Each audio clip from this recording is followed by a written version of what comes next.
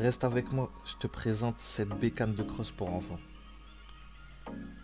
Salut la team, c'est Chronix Bike. Aujourd'hui, je te présente mon petit achat, une mini bécane de cross. C'est une Suzuki 50 JR de 1997 avec quelques frais à prévoir. A savoir que ces modèles ont été commercialisés de 1978 à 2007 avec un poids total de 40 kg tout plein fait et une hauteur de selle de 480 mm. On se retrouve ici sur une vraie bécane pour enfants. Frein arrière au pied, sélecteur de vitesse au pied avec un point mort en haut et une marche avant en bas, démarrage au kick, elle a tout d'une grande.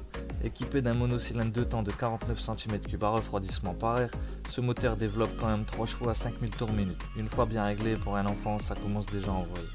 Celle-ci démarre, c'est déjà un bon point, mais un nettoyage et réglage du carburateur ne lui fera pas de mal. Pour le carburateur, il y a d'origine un carburateur Mikuni VM12. Je vais donc le démonter pour le nettoyer et voir par la même occasion son état. Pour cela, rien de compliqué. Il y a 4 vis sur le bas pour démonter la cuve. On enlèvera donc ces 4 vis une à une en prenant soin de prendre le tournevis adéquat car la tête de ces vis peut être assez fragile et après, enlever la vis devient bien plus compliqué. Une fois fait, la cuve se déloge et on peut enfin voir l'état de l'intérieur. On peut parfois y retrouver des dépôts verdâtres dans le fond et ces dépôts ont tendance à boucher les gicleurs. Celui-ci est relativement propre pour son âge. Au milieu, nous avons le gicleur principal, sur le côté le gicleur de ralenti, le gros plastique c'est le flotteur et en dessous du flotteur le pointeau. Celui-ci s'ouvre et se ferme en fonction du niveau du flotteur pour faire arriver ou non de l'essence dans la cuve. On va donc démonter les gicleurs pour pouvoir les nettoyer. Très souvent, le gicleur principal se démonte à l'aide d'une petite clé de 8. Le gicleur de ralenti, quant à lui, à l'aide d'un petit tournevis plat. Bien sûr, on fera attention à ne pas forcer sur ces petites pièces. Étant faites en laiton, on pourrait les abîmer très facilement si l'on n'utilise pas les outils appropriés. Pour les nettoyer, j'utilise une bouteille de nettoyant frein pour simuler le jet d'essence qui passe dans le gicleur. Si celui-ci est correct, on peut remonter.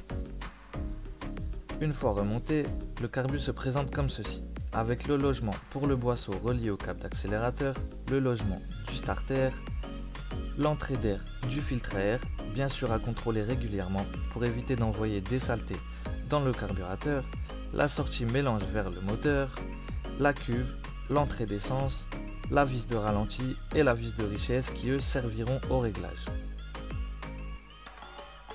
Maintenant, le moment que j'attendais. On se retrouve à l'extérieur pour l'essai.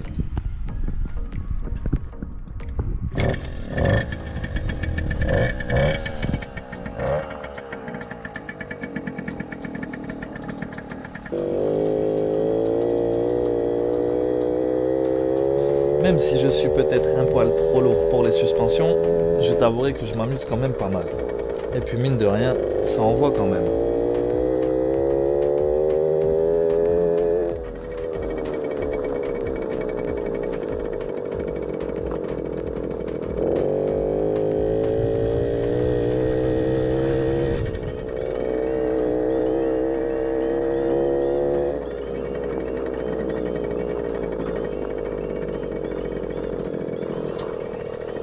Allons sur le béton et allons voir ce que ça donne.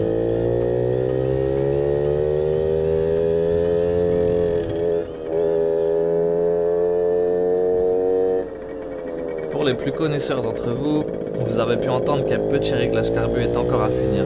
La moto a tendance à brouter dans les hauts tours.